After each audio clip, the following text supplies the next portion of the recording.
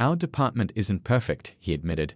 We still have work to do, but we're doing that work together as a community. He gestured to a table near the door, where applications for the Civilian Oversight Board lay next to flyers for community policing initiatives. Beside them were pamphlets about the Second Chance Scholarship, which had already helped 3 students start their college education. A young rookie officer in the front row raised her hand. I heard some departments are using our new training program as a model. Is that true? The chief's daughter smiled. 17 departments so far, she confirmed. Sometimes it takes one story to start a movement.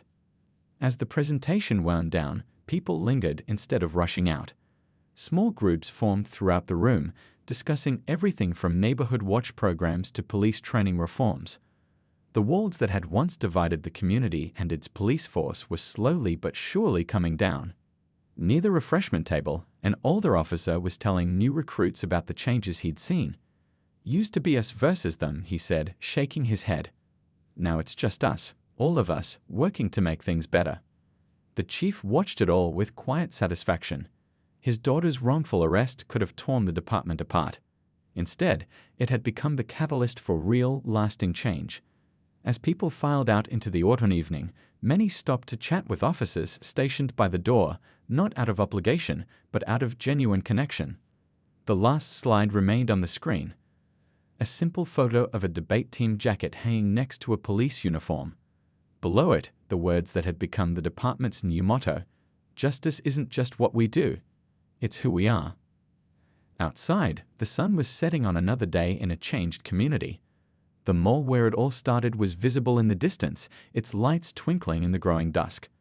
But now it stood as a reminder not of injustice, but of transformation, proof that sometimes the worst moments can lead to the best changes if we're brave enough to learn from them. 1 year had passed since that fateful day at Oak Valley Mall. The ordinaire carried the same Christmas, but everything else had changed. The police department's community room was hosting its monthly open forum, and every seat was filled. At the front of the room, the chief's daughter stood beside a projector screen, wearing her law school acceptance letter pin on her blazer.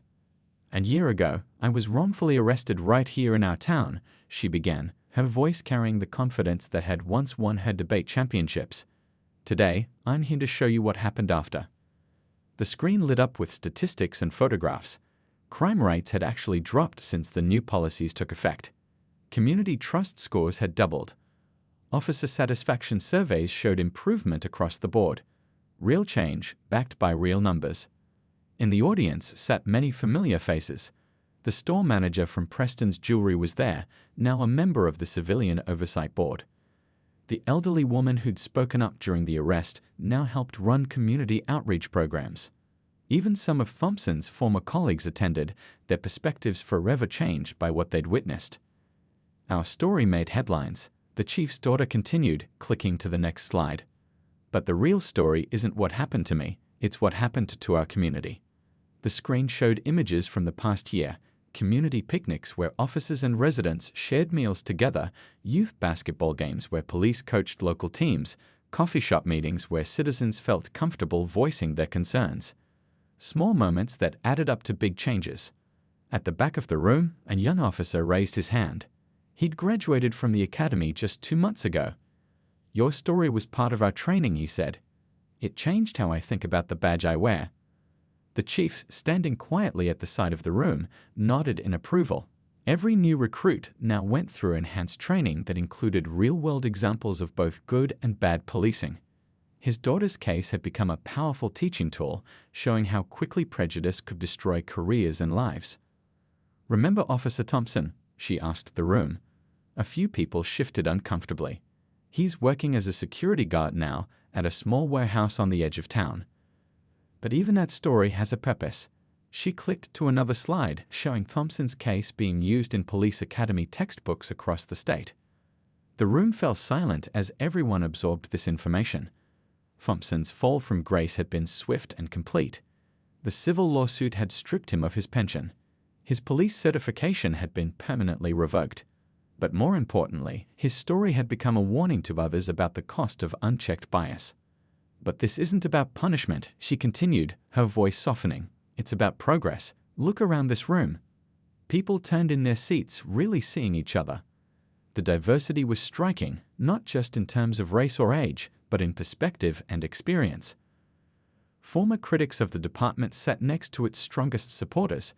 Retired officers chatted with community activists. Young people who'd once feared the police now considered careers in law enforcement.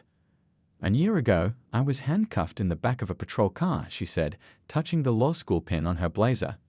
"Now I'm heading to law school to study civil rights law. Because change doesn't just happen, we have to make it happen." The chief stepped forward then, joining his daughter at the podium. The past year had aged him somewhat, the stress of implementing sweeping reforms visible in the new gray at his temples, but his eyes were clear and determined. As the presentation concluded, reporters rushed forward with questions. But the real story was in the small conversations happening around the room. Officers talking quietly with community leaders, civilians sharing stories with cadets, people who'd been on opposite sides of issues finding common ground. Near the back of the room, a rookie officer approached the chief's daughter. "I was there that day," he admitted. "I saw what happened and said nothing. I'm sorry." She looked at him thoughtfully. "What would you do now?" "Speak up," he said without hesitation, "no matter what." The chief watched this exchange from across the room, seeing in it the seeds of real change. Thompson's career was over. He'd been officially terminated yesterday. But this wasn't about ending one officer's career. It was about changing an entire department's culture. As the room slowly emptied, the chief's daughter gathered her notes. The next stop was the police academy, where she'd share her story with a new class of recruits. Because sometimes the best lessons come from our worst mistakes, and the truest measure of justice is what we do after we've failed. 2 weeks after the mall incident, the police department's main conference room was packed wall to wall. Community leaders sat shoulder to shoulder with officers. Local reporters lined the back wall, cameras ready. At the front of the room, a large screen displayed the department's new comprehensive reform plan. The chief stood at the podium, his daughter beside him. She'd traded her debate team jacket for a blazer, looking poised and professional. The last 2 weeks had been a whirlwind of interviews, investigations, and intense discussions about change. Now it was time to turn words into action. "We're here today," the chief began, "because 2 weeks ago we failed. Not just as a department, but as protectors of public trust." He gestured to the screen behind him. "But from that failure comes an opportunity for real change." The room was silent, everyone leaning forward slightly, hanging on every word. Even the usual sound of camera shutters seemed muted, as if the photographers knew they were witnessing something important. "First," the chief continued, "every officer will undergo mandatory bias training. Not just once, but quarterly." He clicked to the next slide, showing a comprehensive training schedule. "This isn't about checking boxes. This is about understanding our own prejudices and learning to be better." His daughter stepped forward then, her voice clear and confident. "I've agreed to share my story as part of this training," she announced. "Not because I want to relive that day, but because real examples hit harder than theoretical ones." The local newspaper reporter in the front row was writing so fast his pen could barely keep up. Next to him, a community activist who'd been criticizing the department for years nodded slowly, approval written across her face. "Second," the chief resumed, "we're establishing a civilian oversight board." He gestured to a diverse group of community leaders sitting in the front row. "These individuals will have real power, not just to review complaints, but to recommend policy changes and disciplinary actions." The screen showed the faces and credentials of the board members: teachers, business owners, civil rights lawyers, retired judges. People who knew the community because they lived and worked in it every day. Third, body cameras will now be automatically activated whenever an officer exits their vehicle or enters a business. The chief held up one of the new cameras. And if a camera is deactivated during an encounter, it triggers an immediate investigation. No exceptions. In the middle of the room, a senior officer shifted uncomfortably. He'd been one of Thompson's closest friends on the force, but even he couldn't deny the need for change, not after seeing those videos, not after watching his friend throw away 15 years of service because of unchecked prejudice. Fourth, the chief's voice grew stronger. "We're implementing a new early warning system." The screen showed a complex flowchart. "This system tracks complaints, use of force incidents, and arrest patterns. It flags potential problems before they become catastrophes. His daughter stepped forward again, this time holding up a thumb drive. On this drive is every video from that day at the mall. Not just the security footage or the body cam, but every cell phone video, every witness statement. This becomes required viewing for every officer in training. The room buzzed with quiet approval. A senior officer in the back dabbed at his eyes. He'd been on the force for 30 years and had never seen change like this. Fifth, the chief continued, we're creating a community liaison unit. He pointed to a group of officers standing along the wall. These officers will spend half their shifts just talking to people. In shops, in schools, in neighborhoods. Building trust one conversation at a time. The screen showed photos of community events, coffee shop meetings, school visits. Not stage photo ops, but real interactions between officers and citizens. Finally, he said, his voice softening slightly, we're establishing a scholarship. He looked at his daughter, who smiled encouragingly. The Second Chance Scholarship will help young people who've been wrongly profiled by law enforcement pursue careers in criminal justice or public service. The room erupted in applause. His daughter stepped to the podium one last time. What happened to me was wrong, she said clearly. But what happens next can be right. This isn't just about policies and procedures. It's about changing hearts and minds. The rest of you, the chief addressed the room, take a good look at those screens.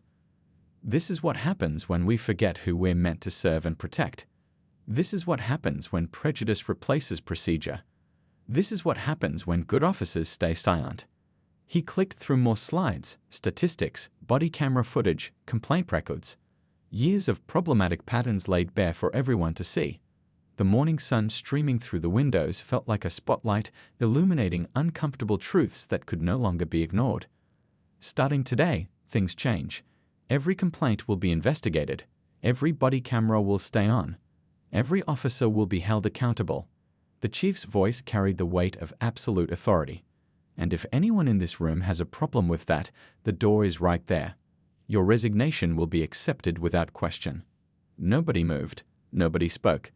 The only sound was the quiet hum of the projector, still showing the evidence of yesterday's injustice on an endless loop. Thompson, the chief said, his voice slightly softer but no less firm, internal affairs will escort you out. The rest of you, this briefing was recorded. What happens next will depend on how each of you chooses to be part of the solution instead of the problem. As Thompson was led out, his footsteps echoing in the silence, the remaining officers sat in stunned reflection. They'd just witnessed the end of a career, but more importantly, they'd witnessed the beginning of real change. The morning sun continued to stream through the windows, illuminating a room full of officers who now understood that justice wasn't just about enforcing the law, it was about holding themselves to an even higher standard. The morning briefing room buzzed with the usual pre-shift chatter. Coffee cups steamed on the tables, and the smell of fresh donuts wafted through the air. Officer Thompson strolled in, chest puffed out, nodding to his colleagues. He'd spent all night writing up his version of yesterday's arrest, twisting the facts to justify his actions. Quite a Saturday, huh, Thompson? One of the younger officers asked, his voice carrying an edge that Thompson missed completely. Just another day keeping our streets safe, Thompson replied, helping himself to a donut. He didn't notice how conversations died when he walked past, or how other officers shifted away from him. In his mind, he was still the hero of his own story. The room gradually filled with officers from both day and night shifts. It was unusual to have both shifts present for a briefing, but a memo had gone out early this morning, requiring all available personnel to attend. Thompson didn't think much of it. He was too busy rehearsing how he'd tell the story of his successful arrest to anyone who'd listen. The desk sergeant kept checking his watch, then the door. The projector screen was pulled down. Another unusual detail for a morning briefing. A laptop sat connected to it, its light blinking steadily. The tension in the room grew with each passing minute, though Thompson remained oblivious to it all. At exactly 8:00 a.m., the door opened. The police chief walked in, his face set in stone. The room fell silent immediately, the kind of silence that has weight to it. Thompson was in the middle of a story about his intuition when he noticed the change. He turned around, and the half-eaten donut in his hand fell to the floor. The chief didn't say a word at first. He just walked to the front of the room, each step deliberate and measured. Behind him came two internal affairs officers, their badges gleaming under the fluorescent lights. They positioned themselves near the door. A clear message that no one was leaving until this was done. Yesterday, the chief finally spoke, his voice carrying to every corner of the room. An innocent young woman was arrested at Oak Valley Mall. He pressed a button on the laptop, and the projector hummed to life. Let's watch what happened. The footage started playing, crystal clear security camera video from multiple angles. Thompson's swagger turned to nervous fidgeting as he watched himself ignore witnesses, dismiss evidence, and violate department procedures. But it was about to get worse. Now, the chief continued, let's see what Officer Thompson's body camera captured. The screen split to show Thompson's body camera footage, right up until the moment he deliberately turned it off. The chief froze the frame. Would you like to explain why you deactivated your camera, Officer Thompson? Thompson's mouth opened and closed, but no words came out. The room had turned into a pressure cooker of tension, with every eye fixed either on him or the damning evidence on screen. No explanation. Let's continue then.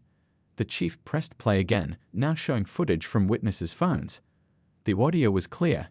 The store manager trying to tell Thompson about the real thief, witnesses pointing out his mistake, the girl calmly asking to call her father. That young woman, the chief's voice cut through the silence, is my daughter. But that's not why we're here. He turned to face the room full of officers. We're here because what happened yesterday is a symptom of a bigger problem. A problem that ends today. Thompson had backed up against the wall, his face pale. The chief clicked to the next slide. Thompson's personnel file. Complaint after complaint appeared on screen, each one showing a pattern that had been ignored for too long.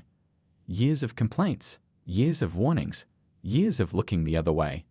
The chief's words fell like hammer blows in the silent room. Every officer in this room who saw this pattern and said nothing is part of the problem. Every supervisor who dismissed a complaint is part of the problem. But you, Thompson, you're the culmination of this problem. The internal affairs officers stepped forward as the chief pulled out an official document. Officer Thompson, you are hereby suspended pending a full investigation. Your badge and gun, please. Thompson's hands shook as he reached for his badge. The metal made a dull thud as it hit the table. His gun followed, the sound echoing in the deathly quiet room. The walk from his office to booking usually took about 2 minutes.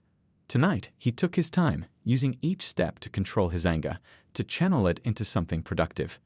This wasn't just about his daughter anymore. This was about every person who'd ever been wrongly profiled, every complaint about Thompson that had been ignored, every time the system had failed those it was meant to protect. As he approached the booking area, officers who saw him coming quickly stepped aside. They'd never seen him like this, the usual warmth in his eyes replaced by steely determination. Some had already figured out who the girl in booking was. Others were about to find out.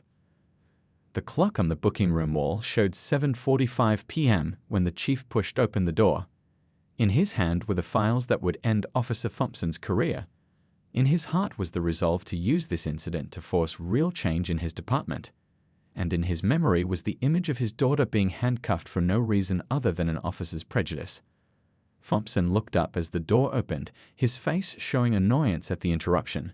Then he saw who it was. The chief, his boss, the father of the girl he'd just spent 2 hours processing on false charges. And in that moment, as recognition dawned on Thompson's face, everyone in the room knew that justice was about to be served, swift, severe, and long overdue. The police chief sat back in his leather chair, exhausted but satisfied after a long community relations meeting. Pictures of his family lined his desk, soccer games, graduation ceremonies, and one very special photo of his daughter winning the regional debate championship. His phone had been on silent during the meeting, and now, as he checked it, his heart nearly stopped.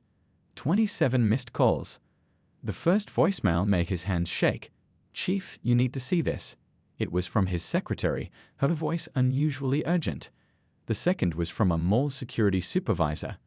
The third from his daughter's debate coach. With each message, the story became clearer, and his face grew darker. He pressed the intercom button. "Get me the mall's security footage. Now." His voice was steady, controlled, but anyone who knew him could hear the storm brewing underneath. Years of police work had taught him to control his emotions, but this was different. This was personal. Within minutes, his computer pinged with new emails, security footage from multiple angles, witness statements, social media videos, all showing the same thing. His daughter, his straight-A student, being wrongfully arrested while the real thief ran in the opposite direction. The chief's office was quiet except for the soft whir of his computer fan and the ticking of the wall clock. On his screen, he watched his daughter raise her hands slowly, speaking clearly to Officer Thompson. He saw the store manager trying to explain. He watched Thompson turn off his body camera, a direct violation of department policy. A knock at his door barely registered. "Come in," he called, eyes still fixed on the footage. His assistant entered, carrying more printouts, witness statements, social media responses, a preliminary report from mall security, a time-stamped photo of the real thief, clearly showing a man in a gray hoodie running out the side exit. "Sir," his assistant said softly, "she's in booking right now. Thompson's processing her." The chief stood up slowly, his chair rolling back against the wall. He took off his jacket, carefully folded it, and placed it on his chair. Then he rolled up his sleeves, something his staff knew he only did when he was about to handle a serious situation personally. "How long has she been there?" he asked, his voice dangerously quiet. "Almost 2 hours now. She's asked to call you several times." Thompson's denied each request. The chief picked up one of the photos from his desk, his daughter at her debate competition, beaming with pride as she held up her medal. The same medal she was wearing in the mall security footage. The same medal she was probably still wearing while sitting in a booking room, being treated like a criminal.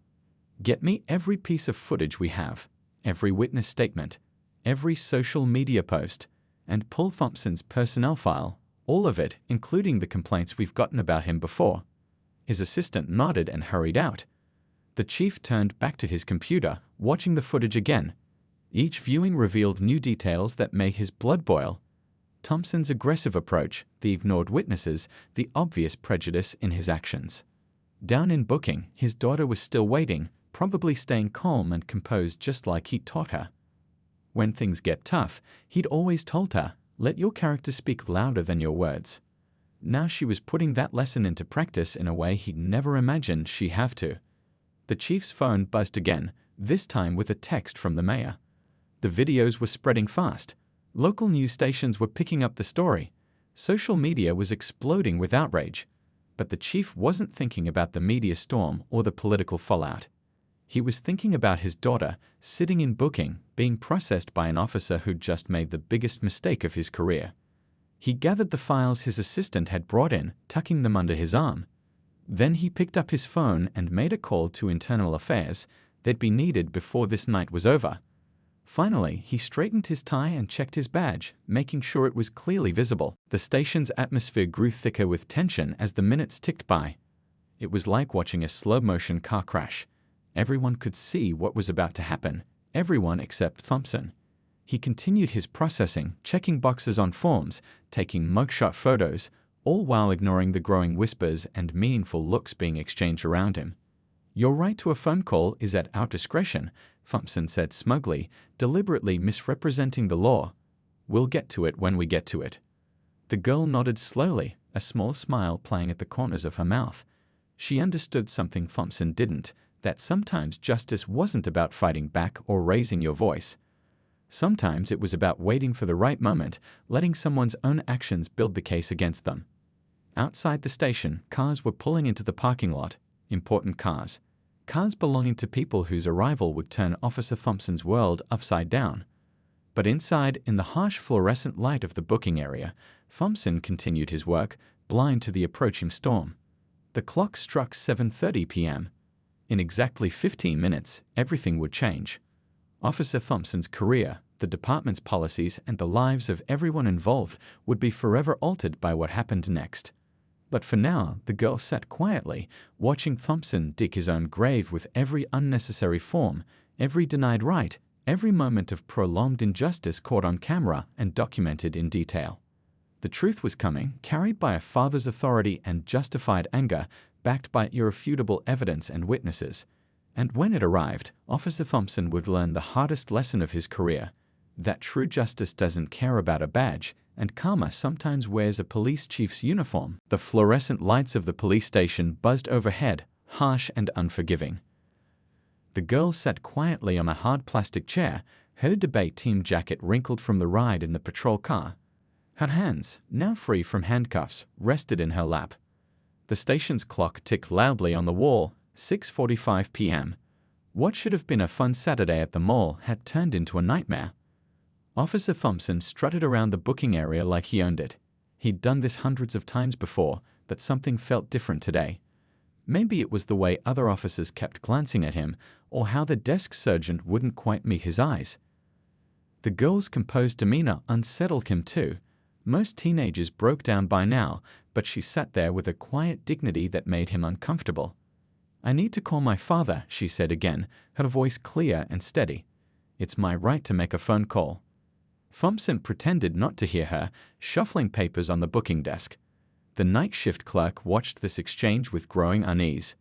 She'd been working at the station for 20 years and could smell trouble coming from a mile away. This situation reeked of it. "Please," the girl tried again, "just check the mall security footage.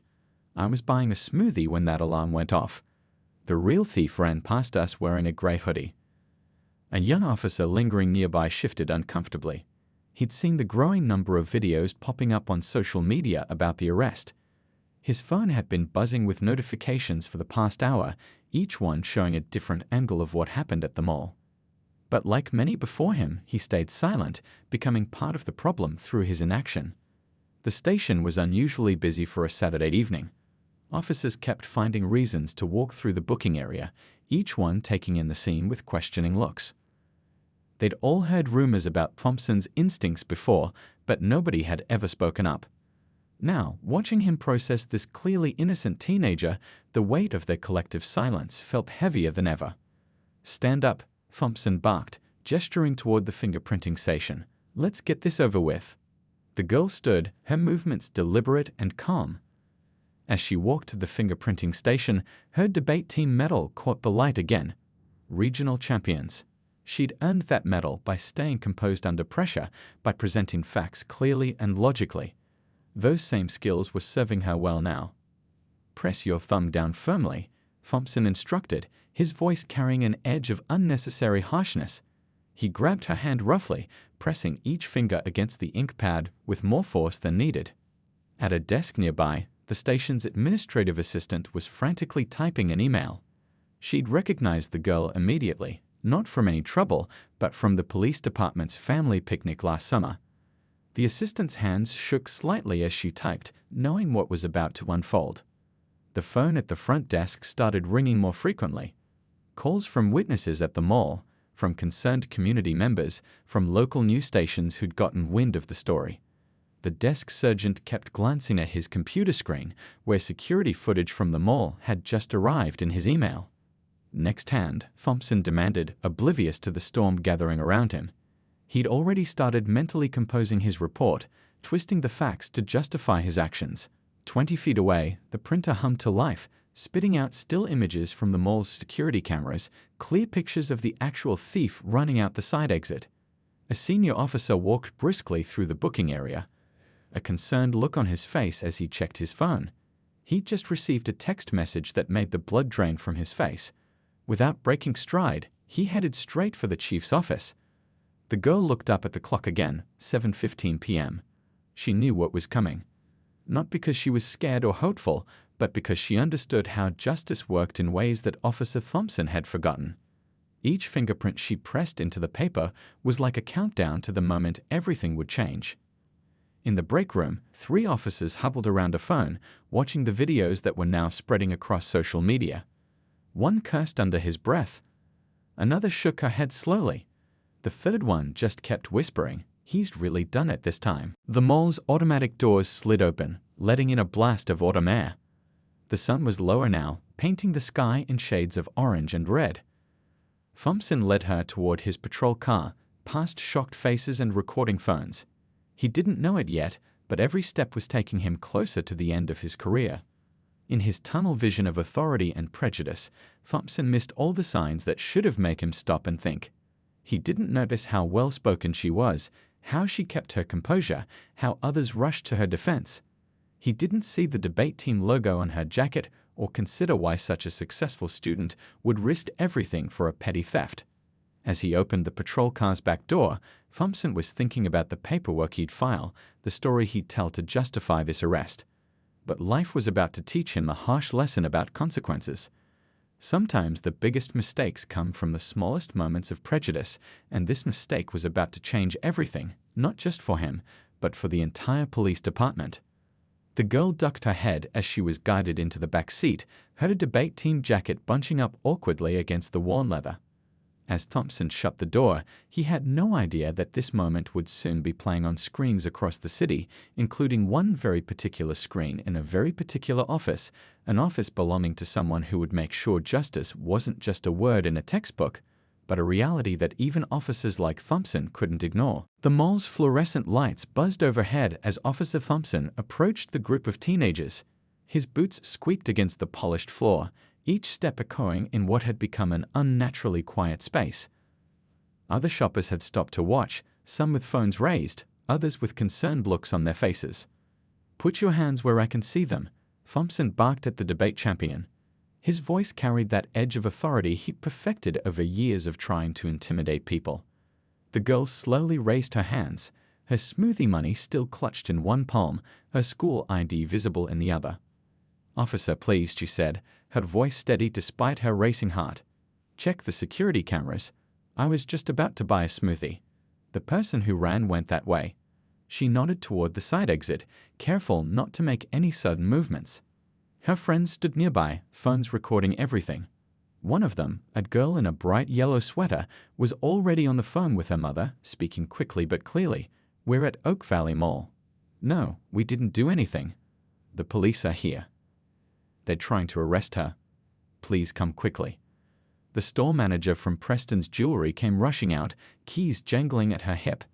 Officer, wait, you've got the wrong person. Our alarm's been malfunctioning all day."